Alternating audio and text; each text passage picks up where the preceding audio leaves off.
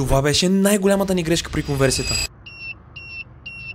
Когато с Мариана и баща ми започнахме да работим по буса, трябваше да изберем дали да сложим 200 ампер-часов гелов акумулатор, който беше значително по-тежък и не можеше да се разрежда под 60% ефикасно, но пък за сметка на това беше по-евтин, или да похарчим малко повече за литиево-ионен акумулатор, който беше по-лек и можеше да се разрежда над 80% без никакъв проблем. Искахме да минем по тънката лайсна и преглътнахме недостатъците на геловия акумулатор заради цената, което ни изигра лош шега и осъзнахме, че геловия акумулатор има един огромен недостатък, който никъде не го пише. На помощ пристигна този литиево-ионен акумулатор от Watt Cycle, за да проверим дали ще успее да ни реши проблема. Въпреки че е с почти 2 пъти повече капацитет от геловия, тежи 2 пъти по-малко и дори успях сам да го монтирам. Оказа се, че геловия акумулатор не поддържа стабилен волтаж, необходим за захранването на бойлера, сешуара и дори дизелата печка. Това го разбрахме по трудния начин, като отидохме с буса в гората и въпреки че акумулатора беше над 80%, не успя да захрани печката заради ниския волтаж, заради което бяхме принудени да стоим на студено. При теста ни след смяната открихме нещо забележително. Това е абсолютно уникално. В момента акумулатора е на 7%. Аз съм си пуснал